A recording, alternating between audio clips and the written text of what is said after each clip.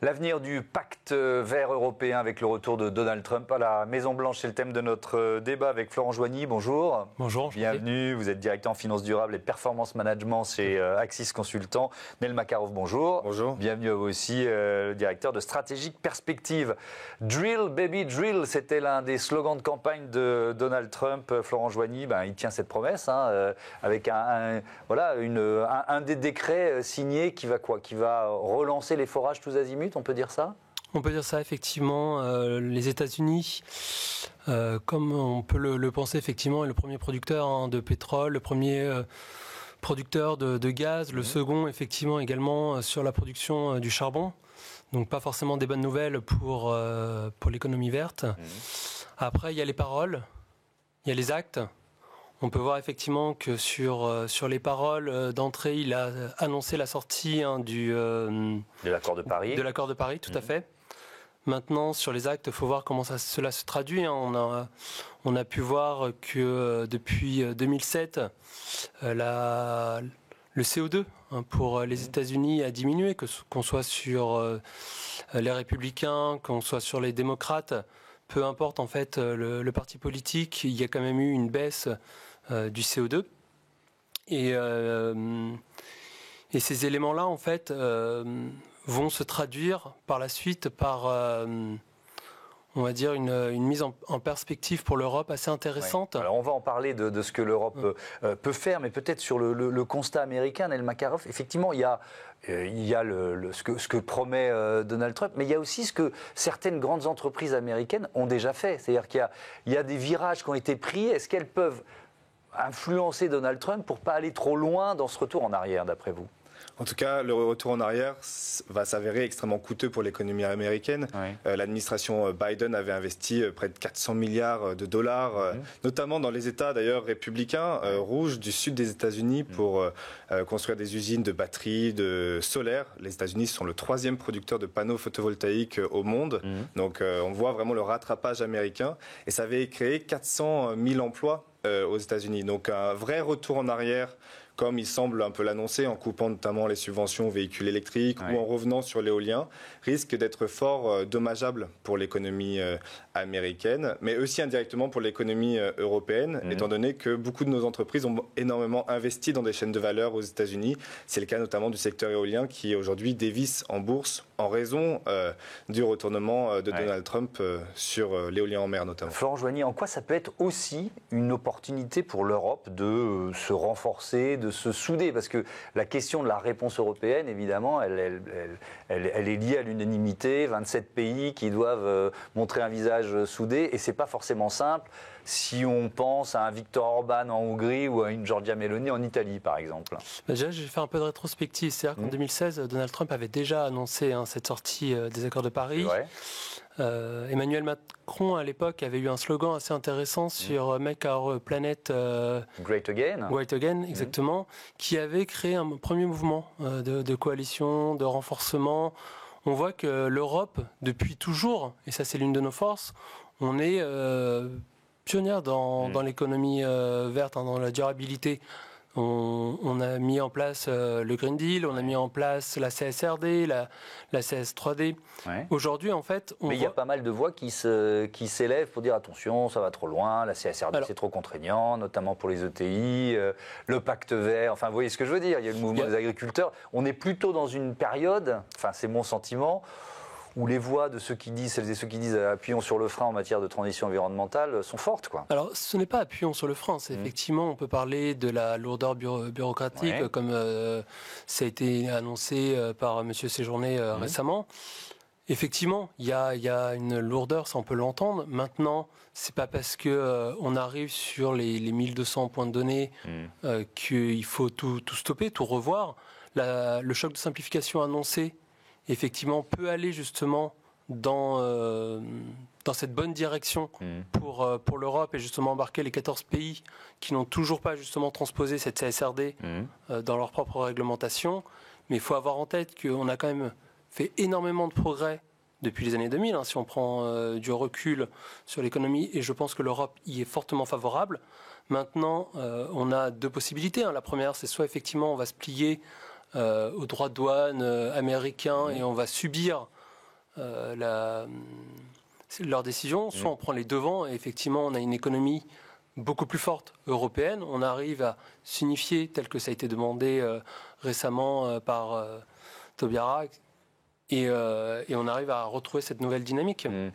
Nel Makarov, Donald Trump, il cherche à créer en Europe une dépendance accrue au gaz américain. Il a évoqué une sorte de donnant-donnant. Achetez mon gaz, vos droits de douane n'augmenteront pas. Bon, d'abord, est-ce qu'il faut rentrer dans ce bras de fer? Et puis, quels seraient les risques, surtout? Clairement, l'administration Trump décide d'ouvrir un chantage énergétique, on peut le qualifier ainsi, avec le gaz naturel liquéfié. L'Europe dépend à 50% du gaz naturel liquéfié américain, notamment suite à la guerre de la Russie en Ukraine. Et clairement, c'est un problème énergétique, de sécurité énergétique pour les Européens, de dépendre autant des États-Unis, parce qu'on va dépendre des soubresauts de la politique américaine et de ce chantage, notamment pour obtenir des concessions commerciales et économiques de la part des Européens. La bonne stratégie pour les Européens face à ça, c'est avant tout d'investir massivement dans la transition. Typiquement, si vous électrifiez votre transport, votre chauffage, votre industrie, et que vous déployez des énergies renouvelables, petit à petit, vous dépendrez beaucoup moins du gaz. Et d'ailleurs, c'est déjà en train de se passer, car la demande de gaz en Europe décroît, ce qui signifie qu'à terme, en fait, le client européen pour le gaz américain risque finalement d'être un assez petit client sur le moyen terme. Ouais. Donc, ce que j'entends de vos deux interventions, c'est plutôt que l'Europe devrait accélérer. C'est-à-dire devenir une sorte de ce qu'elle a voulu faire avec le Green Deal, avec le Pacte Vert, une sorte de continent pionnier ou pilote ou le plus avancé en matière d'ambition environnementale, mais aussi de réglementation environnementale, parce que l'enjeu il est là, Florent Joigny. En fait, si on reprend les droits de douane tels que le martèle Donald Trump, ça peut être une opportunité pour nous effectivement de réindustrialiser nos industries, d'être moins dépendants, on va dire, des États-Unis, de pouvoir accélérer sur l'économie circulaire. On va prendre également l'exemple de l'automobile. Aujourd'hui, l'automobile, c'est un secteur qui souffre énormément en Europe. Si on compare, on va dire, à la Chine, il y a 2 ans, en fait, on regarde la carte des constructeurs automobiles, la Chine n'apparaissait pas. Et pour autant, grâce justement à l'environnement, grâce à l'électrification justement des moteurs, la Chine a réussi à innover, à retourner un petit peu le marché. Et c'est sur cet exemple-là qu'il faudrait qu'on arrive à s'appuyer justement en Europe pour innover. Oui. Je vous en prie. Non, alors je reprends la main. Mais avec quand même une question, parce qu'effectivement, si on prend l'Inflation Reduction Act voté pendant le mandat précédent, le mandat de Joe Biden, Nel Makarov, il a fonctionné comme un aspirateur à projets. Il y a pas mal de projets européens qui sont partis là-bas. Je ne suis pas sûr que le virage que prend Donald Trump va tarir le flot des projets européens qui vont là-bas. Pourquoi? Parce que l'électricité, l'énergie, elle reste beaucoup moins chère aux États-Unis. C'est un argument d'appel. Elle est extrêmement chère en Europe parce qu'on dépend fortement notamment des importations de gaz et des marchés internationaux qui fixent le prix pour les Européens. D'où l'importance aussi d'accélérer la transition en Europe pour réduire cette dépendance. Oui, mais ça continue de prendre du temps. À court terme, la difficulté, c'est de retenir les projets d'énergie verte. Et d'où l'importance, pendant ce mandat qui s'ouvre à l'échelle européenne, d'avoir une vraie stratégie industrielle basée sur la décarbonation, qui permet de créer ces chaînes de valeur pour les technologies vertes en Europe, faire face à la concurrence chinoise, parce que, quoi qu'en dise la Maison-Blanche, la course industrielle à la transition écologique ne s'arrête pas avec Donald Trump. La Chine investit massivement. D'autres pays émergent comme l'Inde, le Brésil ou l'Afrique du Sud, par exemple. Et les Européens doivent rester dans cette course industrielle à la transition écologique. Et on a un certain nombre d'atouts. L'éolien en mer reste un secteur très fort. Le secteur des pompes à chaleur aussi. Le véhicule électrique, on peut, si on investit correctement ensemble, créer une vraie filière de la batterie en Europe. Mais ça nécessite en tout cas d'avoir une vision assez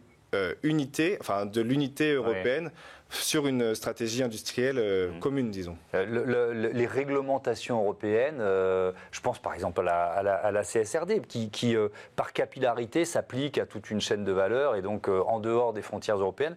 C'est une espèce de cauchemar pour un Elon Musk, pour les libertariens américains et donc une cible forcément. Est-ce que vous l'analysez comme ça, Florent Joigny? C'est un cauchemar aujourd'hui, mais c'est une excellente chose en fait si on voit que les populations, les collaborateurs, il y a eu un effet, on va dire, de renversement de situations, de mindset. Si vous prenez je prenais l'exemple de 2000.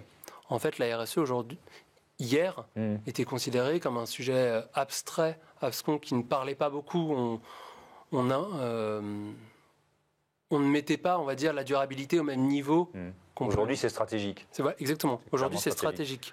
Et en fait, on voit que tous ces changements, et on peut reprendre différents exemples dans notre histoire, que ces changements viennent en fait des comportements, des ambitions, des mindsets du peuple. Okay. Et en fait, les entreprises aujourd'hui commencent à vraiment accélérer sur cette transition, commencent à revoir leur business model. Oui, on est d'accord, on le montre très régulièrement dans cette émission. Mais enfin, il y a aussi une majorité d'Américains qui a choisi Donald Trump.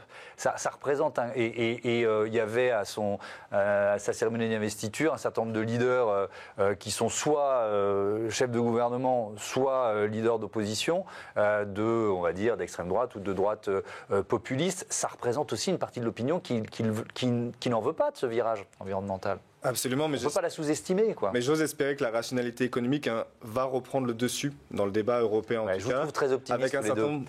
Parce qu'il faut aussi les convaincre, ceux qui votent Trump ou ceux qui ont voté Orban ou Meloni en Italie. Mais vous savez, sur un continent où on n'a pas de ressources pétrolières et gazières, a priori, si on ne veut pas dépendre trop de l'extérieur et avoir une industrie qui ne souffre pas de la volatilité des prix du gaz notamment, la transition, ça semble être le moyen le plus rationnel d'un point de vue économique. Et par ailleurs, ça ouvre des marchés. Et même en Italie, de Giorgia Meloni, vous avez des entreprises qui font le pari de la transition. Typiquement, l'Italie est un des champions des pompes à chaleur industrielles.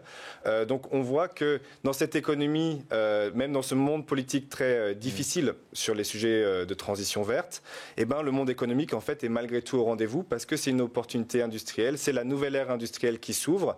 Et en fait, l'adversaire principal ici, le concurrent principal, ce ne sont pas les États-Unis, c'est principalement la Chine qui est en train de prendre ce virage à grande vitesse. Qui est largement dominante et les Européens ont tout intérêt à un moment donné, s'ils ne veulent pas avoir une transition made in China, de vraiment investir en commun dans une stratégie industrielle et créer les filières européennes des technologies vertes. Merci beaucoup à tous les deux et à bientôt sur Be Smart for Change. On passe à notre rubrique Prêt pour l'impact. Je pose la question au patron du groupe .S.